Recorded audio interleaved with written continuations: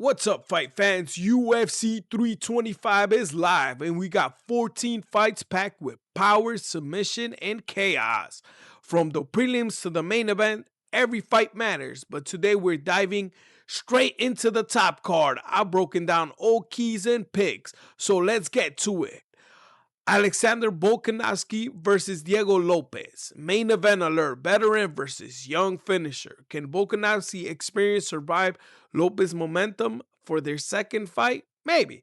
Volkanovski has high IQ, elite footwork, jab cross, calf kicks, angles, combinations.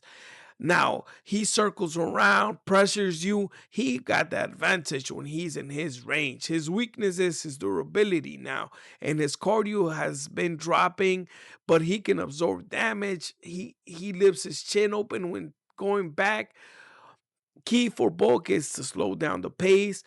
He has to be defensive discipline, avoid grappling, disrupt Lopes with leg kicks, try testing his chin, move around, make it hard for Lopes to reach him. Now, Lopes has to be explosive with the striking, use his jiu-jitsu, try to get takedowns, look young. He has to look young, look like he want to be in there with high finishing ability. He has to really look for knockouts, look for power punches, and back up Volkanovski into the cage. Now, the keys is he got to pressure early, constant distance control, clinch, and he got to attack the neck and look for the back. I'm leaning towards Diego Lopes by stoppage, and this can end in any round. Now, Dan Hooker versus Benoît Saint-Denis. Hooker, the veteran, versus Saint-Denis, the submission threat who controls the pace. Hooker, boxing, left hook, long stance, strong chin. He's a strong guy, man. Some people are doubting him, saying he came in for a paycheck. Nah, man, he came in to fight. He likes the fight game, man. And he has boxing, he has a left hook, long stance, strong chin. His weakness is that he's vulnerable to wrestling.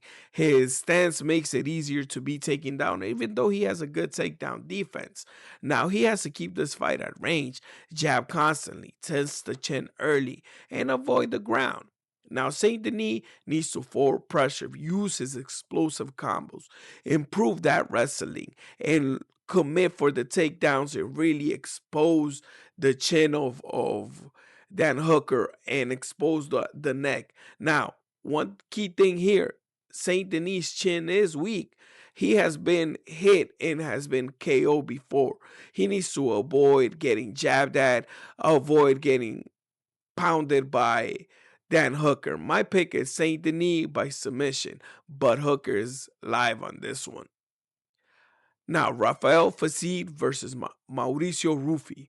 High level striking battle. Can Fiziev's speed handle Ruffy's reach and power? We will see. Fiziev is short, stocky, elite distance control. He has that good head movement, explosive strikes. He got body kicks and underrated takedowns. He can get scrappy on the ground. His key factors here is to circle, manage the distance, force the chase, and when he forces the chase, mix that ground and pound and mix those takedowns and mix the combinations, man. He gotta attack the body, attack the legs, and make it tough for Ruffy. Ruffy is tall. He has changed his camp. He's right now training with Volkanovski. He has changed his diet. He has changed a lot of things. So we will see a different Ruffy here. He has the reach advantage. He has the power, the spinning attacks, in his evolving game. Keys to Ruffy right now. He got to cut the cage, stay composed, jab, jab, calf kicks, control, and boom, left hook, right hook, uppercut, and end the night for Fiziev. But this is going to be easier said than done. Both men are alive on this one. And Mauricio Ruffy, I got by knockout because of his length and power advantage. Now we got Tai Tuivasa versus Tallison Teixeira. Puncher versus technical fighter. Who takes the KO on this one? Now, Tuivasa is a power puncher, wild combos, calf kicks. But his weakness is the cardio, man. We don't know what Tai Tuivasa we're going to see. Are we going to see the lean and mean machine that can fight with anybody and has good cardio? Or are we going to see the one that fades out and looks for heavy punches throughout the night? He can catch you and knock you out. Now, Teixeira needs to use the range. He needs to use that technical jab, elbows, knees. He came in hot. He has fought good opponents and got knocked out by Lewis. They said it was an early stoppage, and I think it was early. So he has a lot to prove. I'm picking Tallison Teixeira by knockout on this one. Now we got Quillan Salkilld versus Jamie Mullarkey. Man, I like that. Mullarkey. That's cool. Fast KO artist versus Warren veteran. Can Salkilld, that's his name. Can Salkilld finish early? Sa- Salkilld has that fast KO power, aggressive striking, and he can submit anybody here. He has fast hands, fast knees, fast legs. He has wrestling. He's an all-arounder fighter, and he's looking like a strong prospect in this division. Now, Mullarkey has wear and tear. He has slow pace. He's been knocked down 6 times. His chin and cardio has been tested many times, and he hasn't come on top. Now, he can still win this one if he uses the kick early, survives the early storm, avoid prolonged exchanges, keep the distance. But he's been hurt. They say he has a broken nose. So I'm going with Quillan Salkilld here by submission or KO. Now we got Junior Tafa versus Billy Eleana. Power versus cardio. Who survives the 3 rounds? Tafa is a power puncher.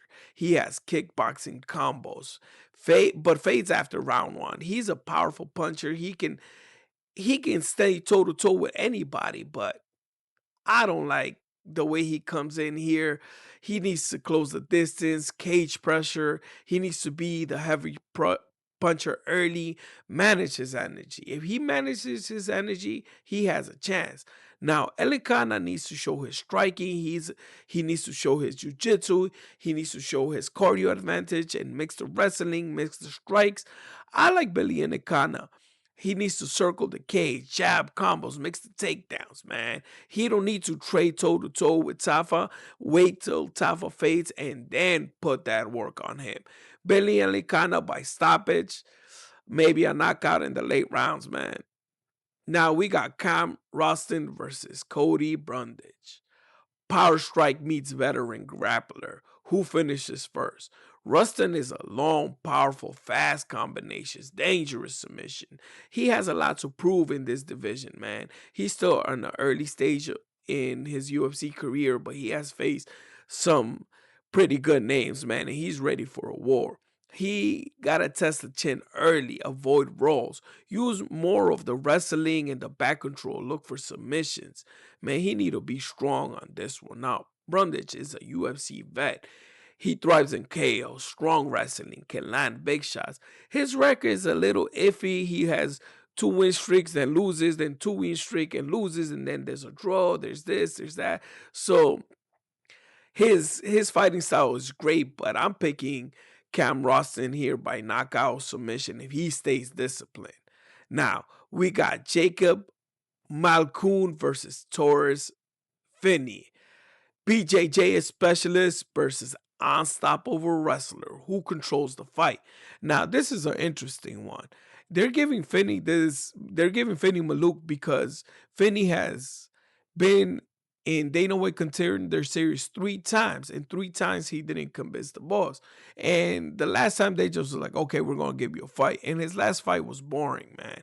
He put his fighter to the cage and kept it boring. I like this kind of fights when a wrestler has that control, but he needs to look for submissions. So they gave him Maluk, a powerful jiu-jitsu that has scrambles, has knockout power, composure, and he has coaching level grappling. He teaches in his own gym, but he hasn't fought since 2024, so he's on a layout.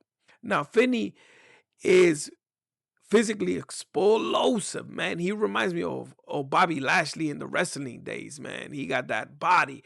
Now, he's undefeated 11-0, but don't let that fool you. Some of his matches have come really close. He got in knockouts, but he hasn't proven enough to be an elite here. But people don't complain when other people use their wrestling to get the advantage. I'm picking Torres Finney by decision. I don't know, man. I'm gonna believe in Torres Finney. There's something in him that is gonna make fans like him. Now we got Jonathan Michail versus Oban Elliott. Man, I'm pronouncing everybody's name wrong. Striker versus counter striker. Can pressure win? Michail, solid striker, body strikes, knees, takedown defense, forward pressure. He's long, man. He needs to pressure, cut the cage, mix the wrestling, punish mistakes. Physical fight, man. He needs to make this physical. Now, Elliott, he has that strong jab. He got that clean strike, solid defense. He can wrestle and he can control the pace. He lost his last fight. Ah, man, I didn't think he should have lost that fight. He had a lot going for him, but he lost. Now he has a lot to prove. Now, the key for Elliott is establish the jab, control the distance, defend the takedowns, pick your shots, make Oban miss. Make Michail miss. Now, my pick for this one is Oban Elliott by decision. Now, we got Cam Offley versus Ye-Sha or Ye-Sha. Grinder versus explosive newcomer. Speed or pressure. Offley got good cardio, improving striking, strong wrestling, and he's a jiu-jitsu threat, man. He got to close the distance, mix the strikes, use his takedowns, keep this fight on the ground and grind heavy, put that pressure.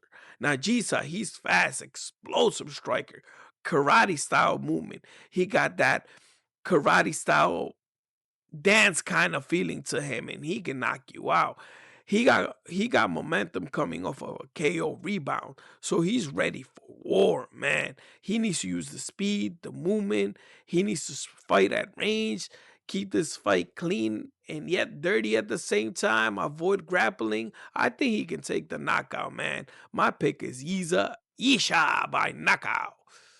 Now we got the UFC, road to the UFC fight cards. A lot of people are not looking into this. I'm looking into this, man. I love this one. Now we got Wook Kim versus Dom Marfan. Top control versus aggressive wrestler. Who dominates? Kim. Solid takedowns, top pressure, durable, submission growth, struggles when he gets tired, but this man can fight. Keys for Kim to win: secure takedowns, maintain the top control, pace himself, and use those high hands and keep them hand highs, man. Sometimes he drops them. Now, Dom Marfam is a pressure heavy fighter. He circles around. He has top control. This is going to be a wrestling heavy match, and he got to keep that advantage, man. He got to show that the wrestling is his. Now he got to use constant pressure, chain wrestling, mix the striker, use the takedowns, and look for a late submission threat. Always look for the neck. My pick for this one is Dom Marfan by submission or decision. Now we got Keishiro Namakura versus Sebastian Sly. Scrappy striker versus power puncher. Who wins the war? Nakamura, he's long, fast, forward pressure, strong kicks, calf kicks, scramble wells. Now, the key for Namakura is maintain the pressure, chop the legs, push the pace, win the scrambles, win the wrestling, win the exchanges, man. Now, Slay, he's a powerful striker, unpredictable KO power. He builds as the fight goes on. He got strong cardio, and he got the home crowd in his favor, man. He needs to control the range, be patient, capitalize on wild exchanges while striking in a fist fight. Now, my pick for this one is Sebastian Slay because of the power, unpredictability, and home advantage. Now, we got Sulan Gravo versus Lawrence Louis. Precision striker versus precision grinder. Who lands first? Sulan Grambo, aggressive pressure, fast hands, knockout power, and clean improving wrestling. Keys for him is he got to use that forward pressure. He has to be accurate with that boxing. Mix his kicks and spins, man. You're going to see some spinning kicks on this one. He got to manage the distance and defend the takedowns. Louis is a straightforward pressure fighter, durable, solid wrestler. He can grind his opponents down. Key for Louis is push Langro to the cage, mix that pressure, use the takedowns, and make this a physical fight. Make this dirty. Don't miss this one, guys. My pick for this one is Sulan Grabo by KO. This man is dangerous and cleaner. Now we got the final fight around Tao Tattoo Face versus Namsarai Batbayer. Now, man, this is quick puncher versus awkward finisher. Who finds the opening? Tao got the power, speed, quick jabs, feints, takedown, and he must stay composed. He had his chance to on the Dana White Contender Series, but he didn't. It didn't go too good for him. He lost, so he's trying on the road to the UFC. And he's been doing pretty good with his feints, his jab, his patience. He got good takedowns. He got to control the pace on this one and avoid wild exchanges and stop really. When clinches, he needs to use the clinch in his favor and not try to look for wild takedowns, because when he does, he leaves his chin open. And for Badbuyer, that is like giving candy to a baby. He loves that when somebody gives him the chin. He will look for that awkward stance in Tao and punish him.